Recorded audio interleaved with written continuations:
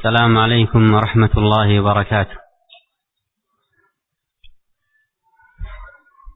إن الحمد لله نحمده تعالى ونستعينه ونستغفره ونعوذ بالله من شرور أنفسنا وسيئات أعمالنا، من يهده الله فلا مضل له ومن يضلل فلا هادي له، وأشهد أن لا إله إلا الله وحده لا شريك له، وأشهد أن محمدا عبده ورسوله صلى الله عليه وعلى آله وصحبه وسلم. أما بعد،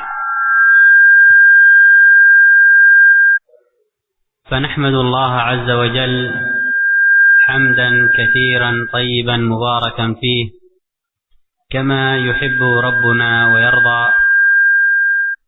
نحمده سبحانه على ما أنعم علينا من نعم كثيرة لا تعد ولا تحصى، وهو القائل سبحانه وتعالى: وإن تعدوا نعمة الله لا تحصوها إن الإنسان لظلوم كفار. وهو القائل جل وعلا: وما بكم من نعمة فمن الله. ونخص ربنا سبحانه وتعالى بالحمد والثناء بما هو أهله على ما خصنا من نعمة الإيمان والإسلام والتوفيق لسنة النبي عليه الصلاة والسلام، وذلك من عظيم فضل الله عز وجل علينا وعلى الناس، ولكن أكثر الناس لا يعلمون. بادئ ذي بدء نشكر إخواننا وآباءنا وأبناءنا في تهيئة مثل هذه الفرصة الطيبة المباركة أن نجتمع في بيت من بيوت الله نتذاكر ما ينفعنا من العلم النافع الذي يعيننا بإذن الله تعالى على العمل الصالح. ونخص بالشكر لجنة هذا المسجد الطيب المبارك بتهيئة مثل هذه الفرصة الطيبة المباركة، والمسؤولين في هذه البلاد الطيبة الذي أسأل الله عز وجل أن يجزيهم خير الجزاء على هذا العمل المبارك وغيره من الأعمال الصالحة المباركة، وأن يجعل ذلك في ميزان حسناتهم وحسنات الجميع. وهذه من أعظم الأعمال الصالحة أن يتعاون المسلمون على إقامة مجالس الذكر والعلم التي تعين المسلمين على ما فيه الخير في إصلاح أنفسهم ومجتمعاتهم، وإعانة الجميع إلى إصلاح أمر الدنيا والدين. وكما قد أعلن وسمعتم في عنوان هذه الكلمة والمحاضرة فيما اختارها إخوانكم عن محاسن دين الإسلام، وهذا موضع من مواضع محاسن دين الإسلام، إذ من محاسن دين الإسلام بث العلم الذي به يعان هذا الإنسان على إصلاح دينه ودنياه. فنسأل الله عز وجل أن يعيننا على إصلاح ديننا ودنيانا، إنه ولي ذلك والقادر عليه. إن الحمد لله نحمده ونستعينه ونستغفره ونعوذ بالله من شرور أنفسنا ومن سيئات أعمالنا، من يهده الله فلا مضل له ومن يضلل فلا هادي له، وأشهد أن لا إله إلا الله وحده لا شريك له، وأشهد أن محمدا عبده ورسوله صلى الله عليه وعلى آله وصحبه وسلم تسليما كثيرا. كثيرا أما بعد. Setelah beliau mengucapkan salam dan beliau mengucapkan alhamdulillah dan puji-pujian hanya untuk Allah Subhanahu wa taala, lalu beliau mengucapkan dua kalimat syahadat dan bersalawat dan salam kepada Rasulullah sallallahu alaihi wasallam, keluarganya, para sahabatnya, dan yang mengikuti mereka dengan baik. Lalu beliau mengatakan, amma ba'd, kita senantiasa memuji Allah Subhanahu wa taala dengan pujian yang banyak, pujian yang baik, yang penuh berkah, sebagaimana yang dicintai Allah sebagai Rabb kita dan yang diridainya. Kita senantiasa memuji Allah Subhanahu wa taala atas segala nikmat yang Allah limpahkan kepada kita. Kenikmatan yang demikian banyak yang kita tidak mampu menghitung-hitungnya. Dialah Allah Subhanahu wa taala yang berfirman, "Wa in ta'uddu ni'matallahi la tuhsuha. Innal insana lazalumun kafar." Dan apabila kalian menghitung-hitung nikmat Allah yang Allah berikan kepada kalian, niscaya kalian tidak akan mampu menghitungnya. Namun sesungguhnya manusia benar-benar selalu berbuat aniaya dan berbuat kekafiran. Dan dialah Allah Subhanahu wa taala yang berfirman, "Wa ma bikum min ni'matin fa min Allah." Apa saja yang kalian rasakan dari sebuah kenikmatan, maka ketahuilah itu datangnya dari Allah Subhanahu wa taala. Dan kami juga mengkhususkan pujian-pujian hanya untuk Allah Subhanahu wa taala atas apa yang Allah Azza wa Jalla berikan kepada kita dari nikmatul Islam dan nikmatul iman, dan mendapatkan taufik untuk mengikuti sunnah Nabi sallallahu alaihi wa ala alihi wasallam. Dan yang demikian merupakan keutamaan yang besar yang Allah Subhanahu wa taala berikan kepada kita dan kepada manusia. Akan tetapi mayoritas manusia tidak memahami nikmat yang besar yang Allah Subhanahu wa taala berikan ini. Pertama-tama saya ingin mengucapkan rasa terima kasih saya kepada para saudara-saudara kami, demikian pula anak-anak kami, dengan mengucapkan selamat buat mereka dalam kesempatan yang penuh berkah ini, di mana kita berkumpul di salah satu rumah dari rumah-rumah Allah Subhanahu wa taala. Di dalamnya kita mengulang-ulangi ilmu yang telah Allah Subhanahu wa taala berikan kepada kita, dari ilmu yang bermanfaat, ilmu yang akan mendorong kita untuk mengamalkan amalan-amalan yang saleh. Sebagaimana saya mengkhususkan rasa terima kasih saya kepada pengurus masjid ini, demikian pula kepada mereka yang bertugas sebagai aparatur pemerintah di negeri ini, di negeri yang baik ini. Semoga Allah Subhanahu wa taala membalas mereka dengan balasan yang terbaik terhadap amalan yang penuh berkah ini. Dan semoga Allah Azza wa Jalla menjadikan apa yang telah mereka usahakan berada dalam timbangan kebaikan-kebaikan mereka. Maka sesungguhnya hal ini, lancarnya acara tabligh akbar ini, merupakan amalan saleh yang paling agung, di mana kaum muslimin mereka saling tolong menolong untuk mengadakan majelis-majelis zikir, majelis-majelis ilmu yang dengannya akan memudahkan kaum muslimin untuk mendapatkan sesuatu yang merupakan kebaikan bagi mereka, untuk memperbaiki jiwa-jiwa mereka, demikian pula memperbaiki masyarakat mereka, dan memberi bantuan kepada mereka seluruhnya untuk memperbaiki kondisi mereka dalam kehidupan dunia, demikian pula yang hubungannya dengan agamanya. Sebagaimana yang kalian ketahui bahwa acara tabligh akbar ini sebagaimana yang telah menjadi pilihan para ikhwan kalian yang memilih judul yang membahas tentang keindahan Islam.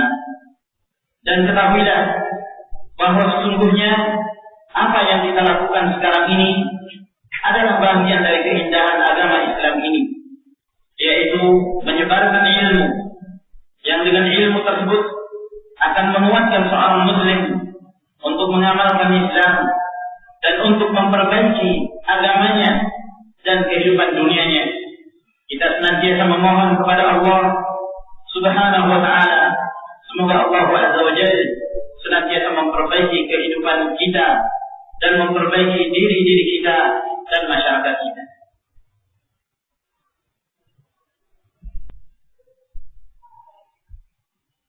عباد الله، إن الله سبحانه وتعالى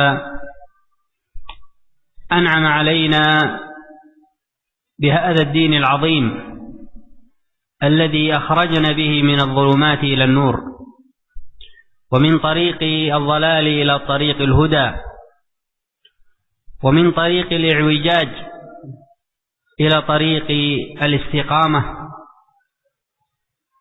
ومن كل معنى يكون به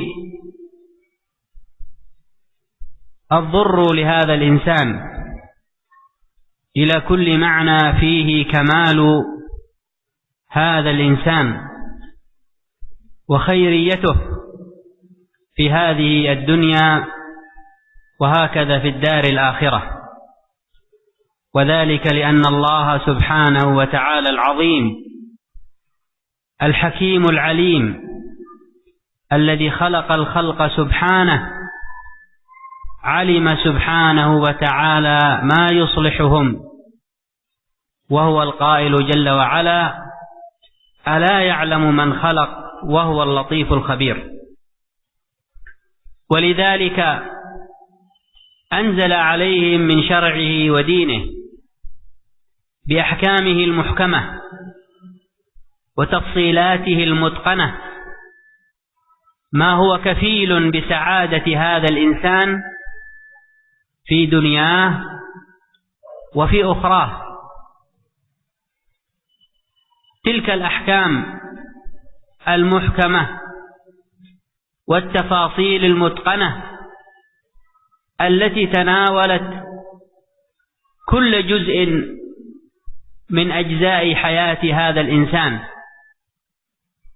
فقد اعتنى هذا الدين بظاهر هذا الإنسان وباطنه وبدنياه وبدينه وبعلاقته مع خالقه وربه وعلاقته مع نفسه وعلاقته مع غيره، حتى رتبت هذه الحقوق ترتيبا عظيما متقنا بميزان عدل منزل من عند الله عز وجل الحكيم العظيم العليم، وهو القائل سبحانه: ما فرطنا في الكتاب من شيء، وهو القائل سبحانه: إن الله يأمر بالعدل والإحسان، وهو القائل سبحانه: ولو كان من عند غير الله لوجدوا فيه اختلافا كثيرا.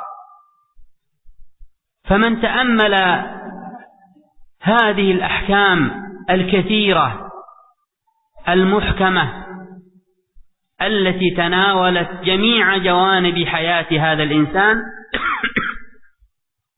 ازداد لربه إعظاما وإجلالا، ولهذا الدين تكريما وتكبيرا، أنه الدين الحق المنزل من عند الله الحق الذي لا يصلح للناس إلا هو، كما قال سبحانه: إن الدين عند الله الإسلام، وكما قال جل وعلا: ومن يبتغي غير الإسلام دينا فلن يقبل منه وهو في الآخرة من الخاسرين. وتكفل الله لمن تمسك بهذا الدين ودخل فيه من جميع أبوابه وجوانبه بالسعادة التامة الكاملة في الدنيا وفي الآخرة. وهو القائل جل وعلا: من عمل صالحا من ذكر أو أنثى وهو مؤمن فلنحيينه حياة طيبة ولنجزينهم أجرهم بأحسن ما كانوا يعملون. hamba-hamba Allah, sesungguhnya Allah Azza wa Jalla telah memberikan kepada kita kenikmatan dengan agama yang agung ini, yang dengannya Allah Subhanahu wa Ta'ala mengeluarkan kita dari kegelapan menuju kepada cahaya yang terang benderang, dan mengeluarkan kita dari jalan kesesatan menuju kepada hidayah, mengeluarkan kita dari jalan yang menyimpang menuju kepada jalan istiqamah, dan dari setiap makna Islam yang dibangun oleh seorang muslim, dan dari setiap yang di dalamnya merupakan kesempurnaan manusia tatkala dia memeluk Islam, dan merupakan hal yang akan mendatangkan kebaikan dalam kehidupan dunianya, demikian pula dalam kehidupan akhiratnya ketika seorang berada di dalam agama yang agung dan mulia ini. Sebab Allah Subhanahu wa Ta'ala dialah yang maha agung, dialah maha bijaksana, dialah yang maha mengetahui, yang menciptakan seluruh makhluk ini. Maka dia pula yang maha mengetahui apa yang menjadi kemaslahatan bagi hamba-hambanya. Oleh karena itu Allah Subhanahu wa Ta'ala berfirman: "Ala ya'lamu man khalaqa wa huwa al-latiful khabir." Tidakkah dia mengetahui siapa yang menciptakannya, dan dialah Allah yang maha lembut lagi maha mengetahui. Oleh karena itu Allah Azza wa Jalla menurunkan kepada hamba-hambanya berupa syariat dan berupa agama dengan hukum-hukum yang demikian sempurna, dengan hukum-hukum yang demikian teraturnya, yang membawa kebahagiaan bagi setiap manusia dalam kehidupan dunia, demikian pula dalam kehidupan akhirat. Hukum-hukum yang diturunkan oleh Allah Subhanahu wa Ta'ala dan rincian-rincian syariatnya yang demikian teratur, yang agama ini mencakup setiap bahagian dari kehidupan manusia. Maka agama ini membahas seluruh apa yang dihadapi oleh manusia dalam kehidupannya. Oleh karena itu, agama Islam ini sangat memperhatikan baik yang zahir dari keberadaan manusia, demikian pula memperhatikan batin mereka, dan memperhatikan kehidupan dunia mereka, dan juga memperhatikan kehidupan agamanya. Dan Allah Subhanahu wa Ta'ala sangat memperhatikan hubungan antara seorang hamba dengan penciptanya, dengan Rabb-nya, demikian pula hubungannya terhadap dirinya sendiri, dan hubungan seorang manusia dengan orang lain, sehingga Allah Azza wa Jalla senantiasa menyusun dan memberikan hak-hak itu di dalam agama ini dengan susunan yang demikian indahnya, yang demikian agungnya, dalam timbangan keadilan yang diturunkan dari sisi Allah Subhanahu wa Ta'ala. Oleh karena itu Allah Azza wa Jalla berfirman di dalam Al-Qur'anul Karim, "Ma farratna fil kitab min syai'." Kami tidaklah menelantarkan sedikit pun di dalam kitab Allah Subhanahu wa Ta'ala. Dan ialah Allah Azza wa Jalla yang berfirman, "Inna Allah ya'muru bil 'adli wal ihsan." Sesungguhnya Allah memerintahkan untuk senantiasa berbuat adil dan berbuat kebaikan. Dan ialah Allah Azza wa Jalla yang berfirman, "Walau kana min 'indi ghairillah lawajadu fihi ikhtilafan katsira. Kalau seandainya datangnya dari selain Allah, tentu mereka akan mendapat banyak sekali perselisihan. Barang siapa yang memperhatikan hukum-hukum yang terdapat di dalam agama ini, hukum-hukum yang demikian sempurna dan teraturnya, yang mengatur seluruh aspek kehidupan manusia. Dan apabila seorang muslim memperhatikan hal ini, maka akan semakin bertambah keimanannya dan semakin bertambah keagungannya dalam mengagungkan Allah Subhanahu wa taala. Dan dia akan semakin membesarkan agama ini dan memuliakan agama ini dan meyakini bahwa ini adalah merupakan agama yang benar yang diturunkan dari sisi Allah Subhanahu wa taala, yang tidak akan menjadi baik kehidupan manusia kecuali dengan Islam. Sebab Allah Subhanahu wa taala berfirman, "Inna ad-dina 'inda Allahil Islam." Sesungguhnya agama yang diterima di sisi Allah Subhanahu wa taala adalah al-Islam.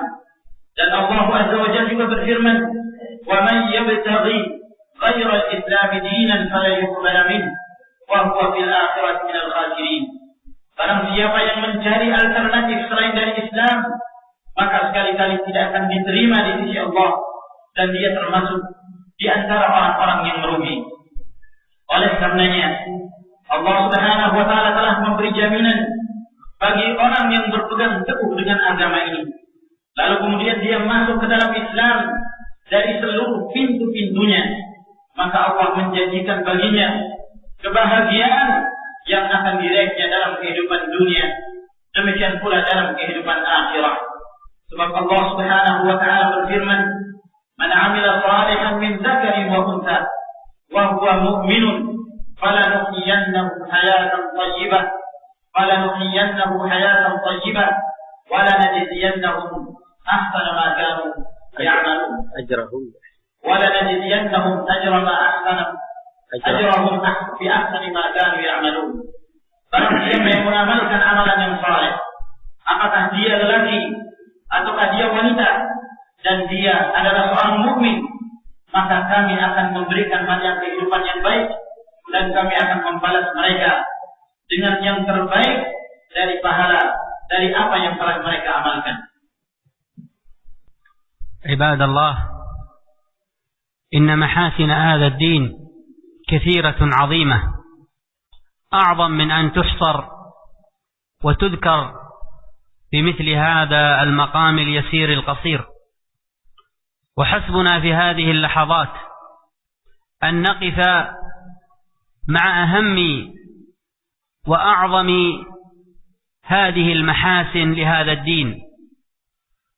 فمن أهمها وأعظمها أن هذا الدين اعتنى بإصلاح عقائد الناس، فأخرجهم من عبادة العباد إلى عبادة رب العباد، بينما الناس يتخبطون في عقائدهم، عبدوا الأحجار والأشجار، وعبدوا القبور والصالحين والأنبياء والملائكة، وكل ذلك لا يجوز، وكل ذلك لا ينفع بل يضر. إذ تعلق الناس بالخرافة وركنوا إلى ما لا ينفع ولا يضر. والله جل وعلا يقول سبحانه وتعالى: واعبدوا الله ولا تشركوا به شيئا. لا يشرك مع الله شيء، لا حجر ولا شجر، لا صنم ولا وثن،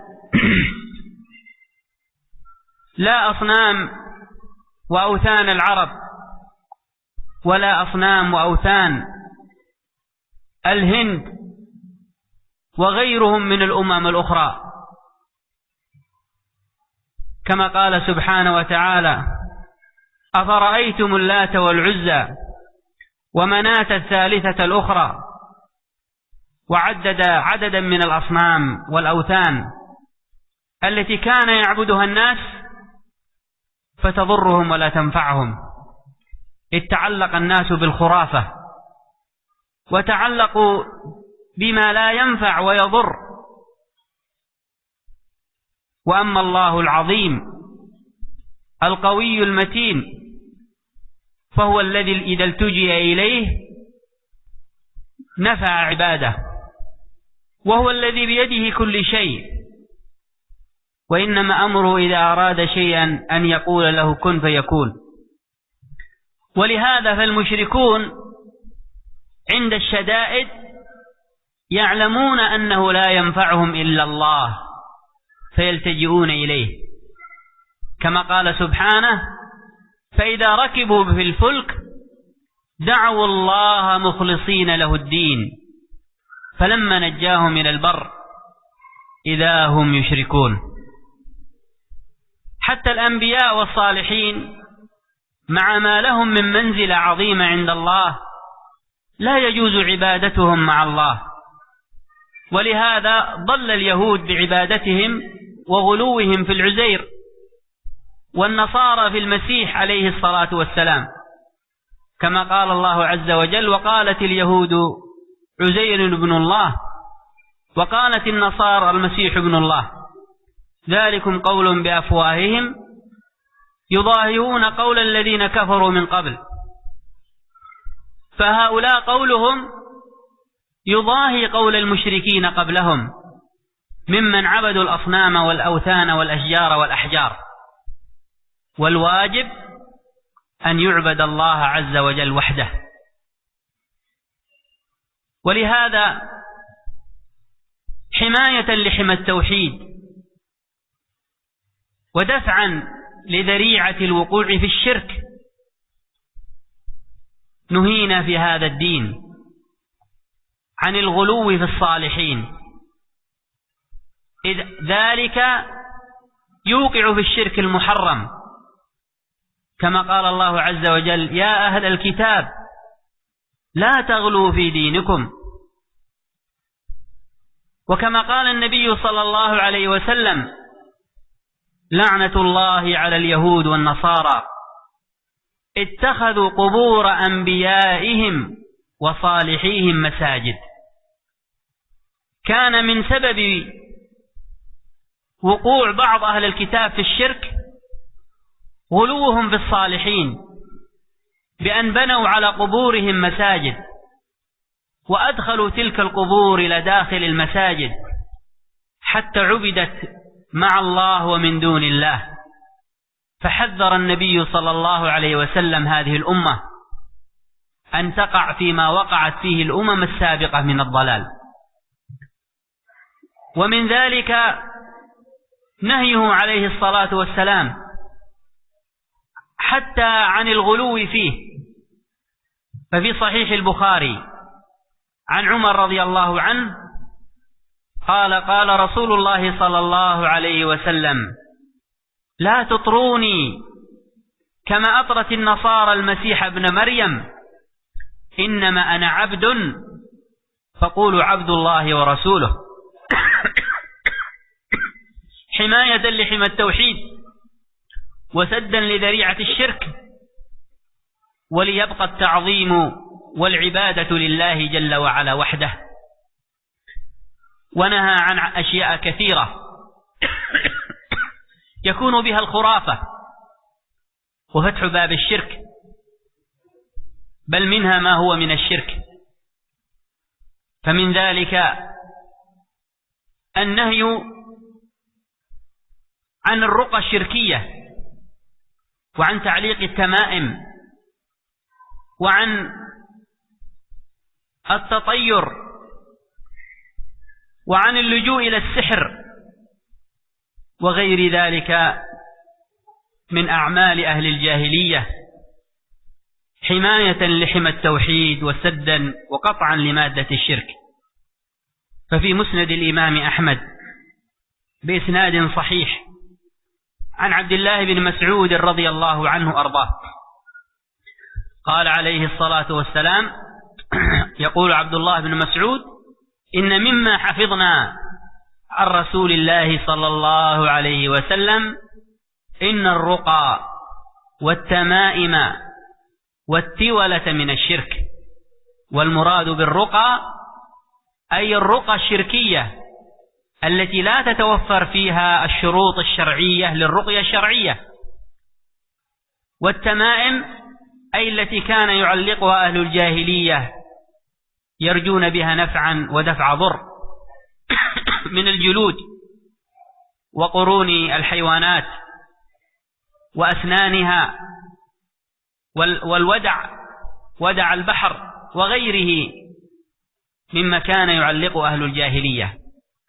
والتولة وهو ما كان يقوله ويصنعه بعض أهل الجاهلية في التحبيب بين الزوجين، تارة بقول أشياء وتارة بفعل أشياء وتارة بالذهاب إلى السحرة مما يسمى بسحر المحبة وغيره، فكل هذا محرم في دين الإسلام حماية لحمى التوحيد. وهكذا الطيرة كما ثبت في حديث ابن مسعود كذلك عند أحمد وغيره بإسناد صحيح أنه قال عليه الصلاة والسلام: الطيرة شرك، الطيرة شرك، الطيرة شرك، كررها 3 عليه الصلاة والسلام، وهو التشاؤم بكل مسموع أو مرئي أو معلوم.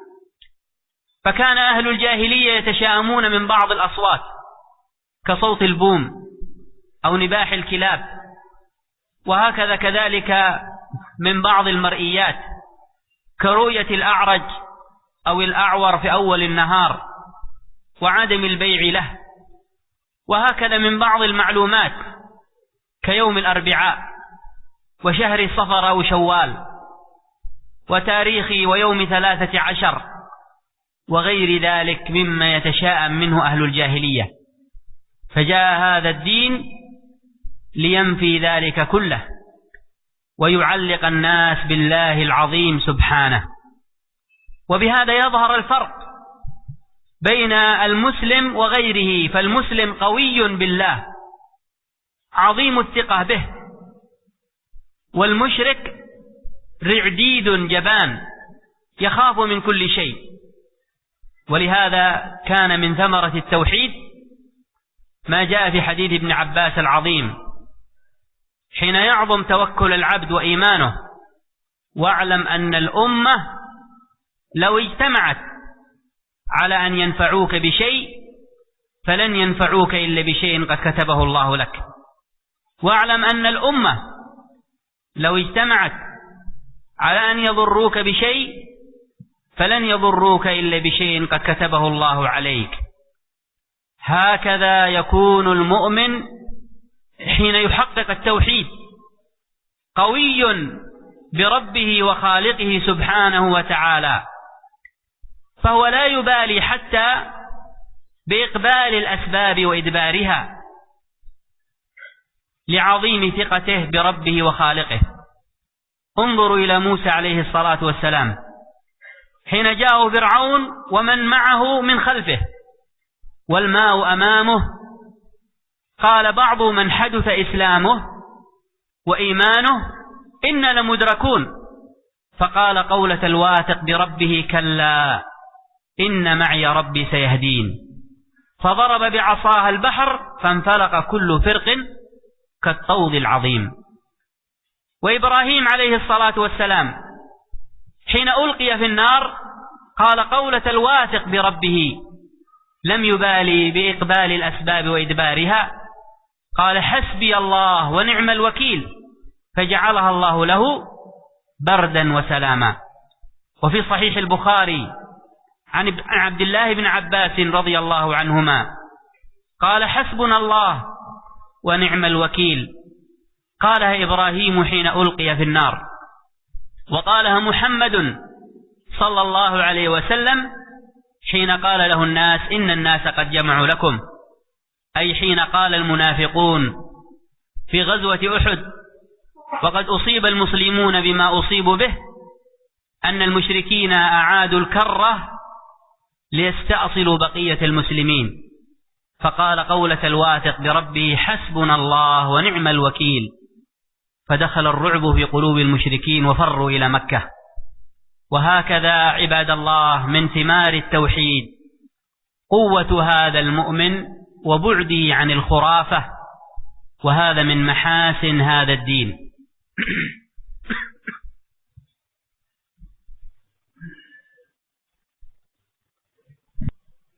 Sesungguhnya keindahan agama ini sangat banyak sekali dan sulit untuk dibatasi, terkhusus pada kesempatan kali ini yang demikian singkat.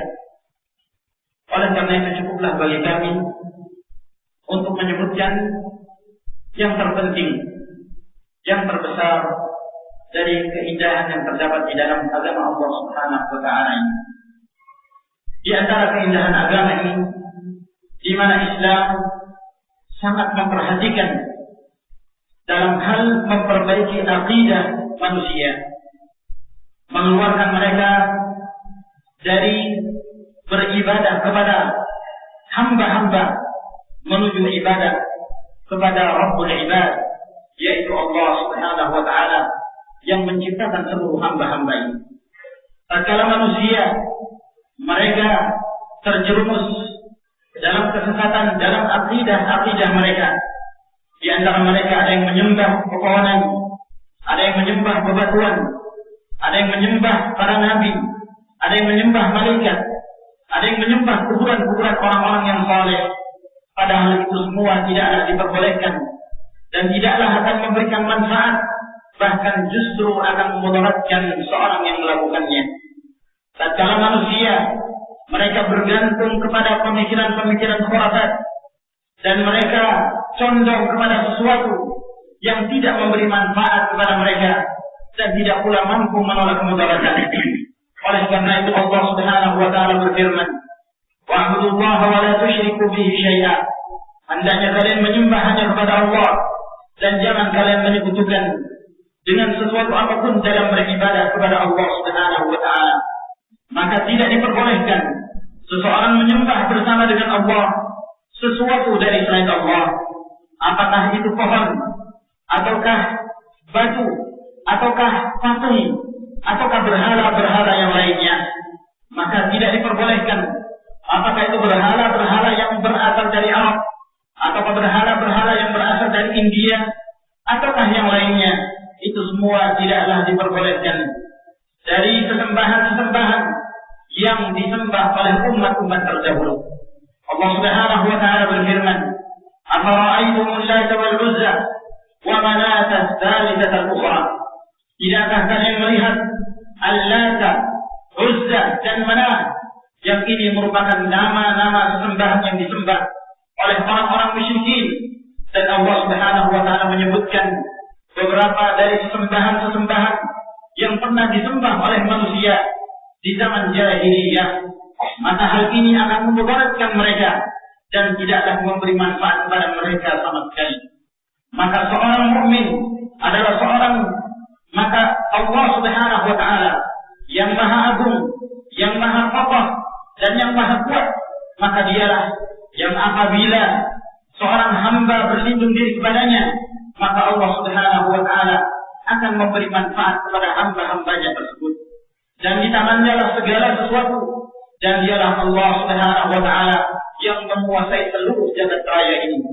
Allah Subhanahu wa Ta'ala berfirman, "Innama amruhu idza arada syai'an ay yaqula lahu kun fayakun."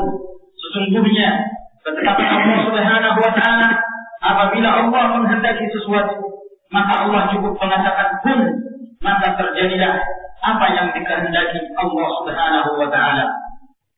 Maka orang-orang musyrikin pada hakikatnya mereka mengetahui bahwa hanya Allah lah yang mampu memberi manfaat kepada mereka, dan hanya Allah lah yang mampu memudaratkan, yang mampu menolak kemudaratan dari mereka. Yang membuktikan hal tersebut bahwa mereka orang-orang musyrikin ketika mereka dalam kondisi darurat, ketika mereka sedang mendapatkan musibah, maka mereka beribadah hanya kepada Allah. Mereka meminta hanya kepada Allah Subhanahu wa Ta'ala, karena mereka meyakini bahwa yang tidak ada satupun yang dapat memberi manfaat kepada mereka kecuali Allah Azza wa Jalla. Ya Allah Subhanahu wa taala yang berfirman, "Wa idza rakibu fil fulki da'u Allah mukhlishina lahu din, falamma najjahum ila al-barr idza hum yusyrikun." Dan apabila mereka sedang berada di tengah lautan dalam keadaan gelombang yang besar, maka mereka pun berdoa kepada Allah dengan penuh keikhlasan dan menyerahkan agama ini hanya untuknya. Namun tatkala Allah menyelamatkan mereka dari hal tersebut, maka kembali mereka menyekutukan Allah Subhanahu wa taala di daratan ketika mereka tiba di daratan. Bahkan para nabi, bahkan orang-orang yang saleh, meskipun mereka memiliki kedudukan di sisi Allah, meskipun mereka memiliki kemuliaan di sisi Allah Subhanahu wa taala, tidak diperbolehkan beribadah kepada mereka. Oleh karena itu, telah tersesatlah kaum Yahudi ketika mereka beribadah kepada Uzair, dan telah sesatlah kaum Nasara tatkala mereka beribadah kepada Al-Masih Isa alaihi salam. Allah Subhanahu wa taala berfirman, "Qalat al-yahudu Uzair ibn Allah, wa qalat an-nasara al-Masih ibn Allah. Dzalika qawluhum bi afwahihim." Berkata orang-orang Yahudi, Uzair itu adalah anak Allah. Orang-orang Nasara juga mengatakan Al-Masih itu adalah anak Allah.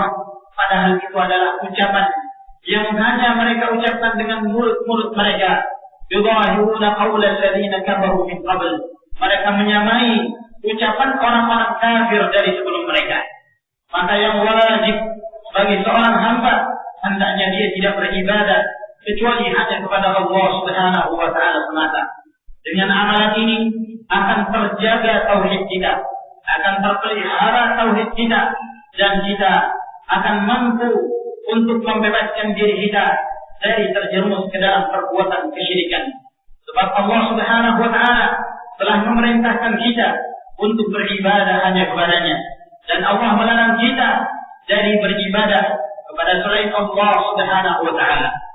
Dan hendaknya kita mengetahui, wahai kaum muslimin, bahwa sesungguhnya di dalam agama ini kita dilarang untuk bersikap buruk terhadap orang-orang yang saleh, berlebih-lebihan dalam menyikapi orang-orang yang saleh.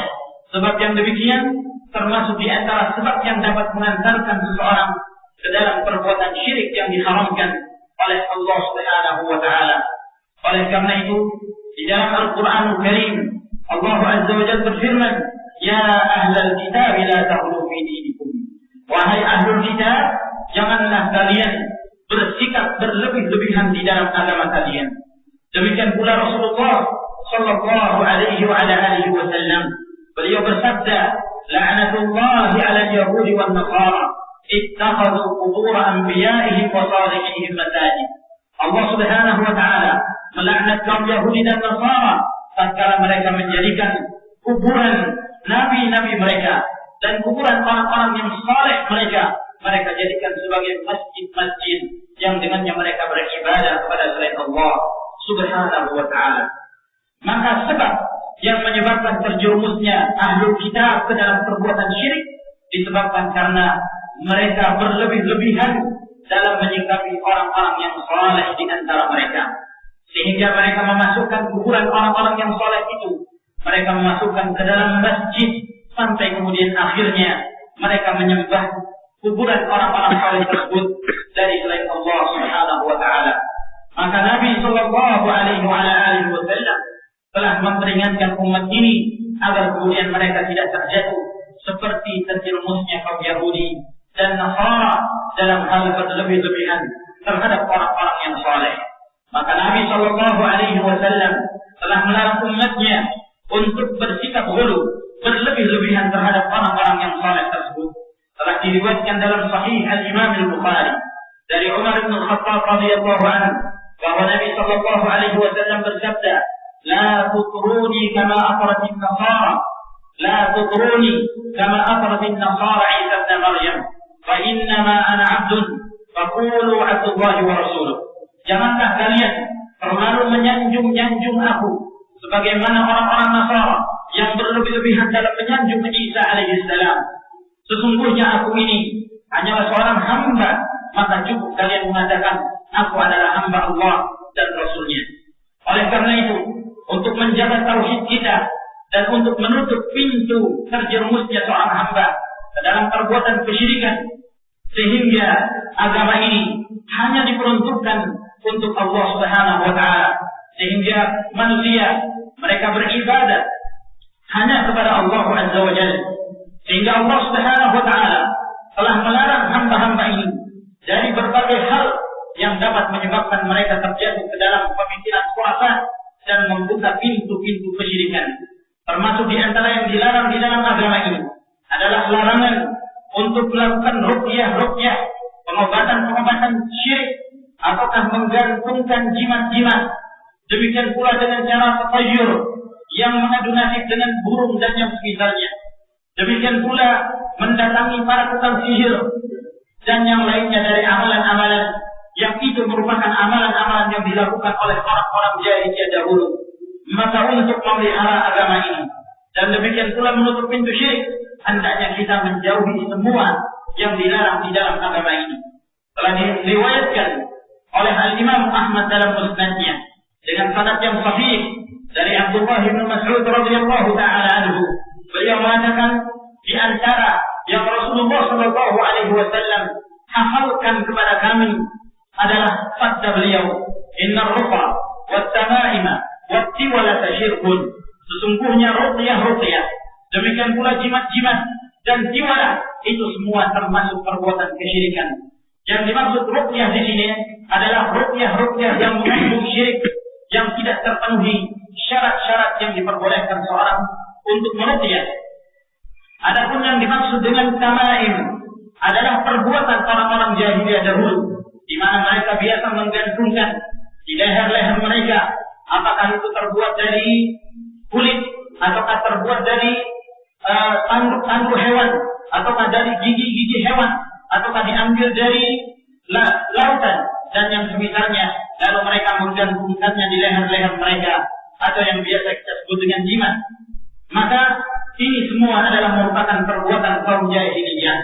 Oleh karena itu, apa yang disebutkan di dalam hadis ini yang disebut oleh Nabi sallallahu alaihi wasallam tiwala, yang dimaksud tiwala adalah apa yang dilakukan oleh orang-orang jahiliyah dari perbuatan sihir dengan tujuan untuk mendatangkan rasa cinta antara suami istri, yang biasa mereka sebut dengan sihrul mahabbah, sihir yang mendatangkan rasa cinta. Ini juga merupakan perbuatan kesyirikan yang dilarang di dalam Islam. Adapun yang berkenaan dengan tatayur disebutkan dalam hadis yang diriwayatkan oleh Imam Ahmad dari hadis Ibnu Mas'ud bahwa Nabi sallallahu alaihi wasallam bersabda, "At-tiyaratu syirkun, at-tiyaratu syirkun, at-tiyaratu syirkun." Tatayur itu syirik. Nabi sallallahu alaihi wasallam mengucapkannya sampai 3 kali.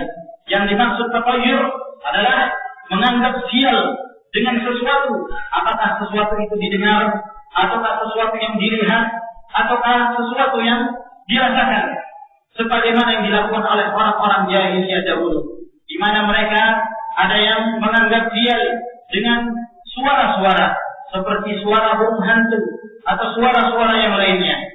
Dan sebagian mereka ada yang merasa bernasib sial dengan melihat orang yang pincang misalnya, ataukah orang yang buta sebelah datang untuk membeli sesuatu di pagi hari, maka dianggap bahwa yang demikian akan menyebabkan kesialan, sehingga dia enggan untuk menjual barangnya kepada orang tersebut.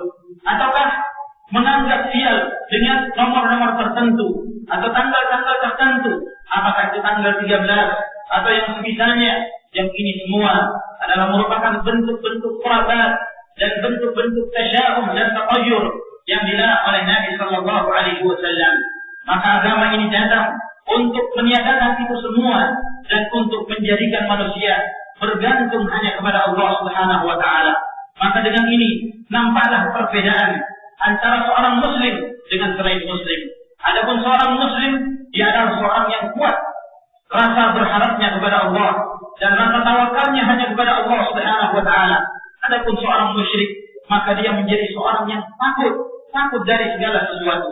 Maka oleh karena itu, termasuk di antara buah dari tauhid beribadah hanya kepada Allah adalah yang disebutkan dalam hadis Ibnu Abbas radhiyallahu taala anhuma bahwa Nabi sallallahu alaihi wasallam mengatakan, "Wa'lam anna al-ummata law ijtama'u ala an yanfa'uka lam yanfa'uka illa bi syai'in qad katabahu Allah lak, wa law ijtama'u ala an yadurruka lam yadurruka illa bi syai'in qad katabahu Allah 'alaik." Ketahuilah, kalau seandainya seluruh umat ini mereka bersatu untuk memberi manfaat kepadamu, niscaya mereka tidak akan mampu memberi manfaat kepadamu kecuali apabila itu telah ditakdirkan oleh Allah. Dan apabila mereka bersatu untuk memudaratkan kamu, maka mereka tidak akan mampu memudaratkan kamu kecuali terhadap sesuatu yang telah ditakdirkan oleh Allah Subhanahu wa taala. Maka dengan ini, ma'asyiral muslimin rahimakumullah, akan menjadikan seorang memurnikan tauhidnya dengan berharap hanya kepada Allah dan beribadah hanya kepada penciptanya, sehingga dia tidak memperdulikan lagi apakah sebab itu datang ataukah sebab itu sudah tidak ada, namun disebabkan karena rasa bergantungnya kepada Allah Subhanahu wa taala dan rasa berharapnya, rasa percayanya hanya kepada Allah Subhanahu wa taala, sehingga Allah akan memberikan pertolongan kepadanya. Lihatlah kepada kisah Nabi Musa alaihi salam ketika Fir'aun dan bala tentaranya mengejarnya, sampai kemudian sebagian menyangka bahwa mereka akan dikejar dan mereka akan ditangkap oleh Fir'aun dan bala tentaranya, dan mereka mengatakan, "Inna lamudrakun," sesungguhnya kami akan dijangkau dan ditangkap oleh Fir'aun. Akan tetapi Musa alaihi salam dengan penuh ketenangan dan rasa yakinnya kepada Allah Subhanahu wa taala, maka beliau mengatakan, "Tidak sama sekali, sesungguhnya Allah Subhanahu wa taala bersamaku, maka dialah yang akan memberikan petunjuk kepadaku." Sehingga pada saat itulah tatkala Musa alaihi salam memukulkan tongkatnya, maka terbelahlah lautan tersebut sehingga mereka pun melewati lautan itu. Demikian pula yang dialami oleh Nabi Ibrahim alaihi salam tatkala beliau akan dilemparkan ke dalam api, maka beliau pun dengan rasa tawakalnya kepada Allah Subhanahu wa taala, maka beliau mengatakan, "Hasbiyallahu wa ni'mal wakil." Cukuplah bagiku Allah dan Dia adalah sebaik-baik yang memberikan pertolongan. Maka Allah Subhanahu wa taala menjadikan api tersebut dingin bagi Ibrahim alaihi salam. Telah diriwayatkan dalam Sahih Al-Imam Al-Bukhari dari Ibnu Abbas radhiyallahu taala anhuma bahwa beliau mengatakan bahwa ucapan hasbunallahu wa ni'mal wakil ini diucapkan oleh Ibrahim alaihi salam tatkala beliau dilemparkan ke dalam api, dan juga diucapkan oleh Muhammad sallallahu alaihi wasallam tatkala orang-orang munafikin hendak menakut-nakuti kaum mukminin dan mengatakan, "Innan nasa qad jama'u lakum fakhshawhum." Sesungguhnya manusia telah berkumpul untuk membasmi kalian, maka takutlah kalian pada mereka. Sehingga tatkala kaum muslimin mereka mendapatkan musibah dalam peristiwa Uhud, maka Nabi sallallahu alaihi wasallam dengan tenangnya dan rasa yakinnya kepada Allah, beliau pun mengatakan, "Hasbunallahu wa ni'mal wakil." Cukuplah bagi kami Allah dan Dialah sebaik-baik yang akan memberikan pertolongan kepada kami. Tatkala Nabi sallallahu alaihi wasallam mengucapkan ini, maka masuklah rasa takut ke dalam hati-hati kaum musyrikin dan mereka pun berlari menuju ke Makkah. Maka demikianlah seorang mukmin hendaknya dia dengan rasa yakinnya kepada Allah Subhanahu wa taala hanya beribadah kepada Allah dan bertawakal hanya kepadanya. Insyaallah kita lanjutkan setelah salat Isya. Wa akhiru da'wana alhamdulillahi rabbil alamin. Assalamualaikum warahmatullahi wabarakatuh.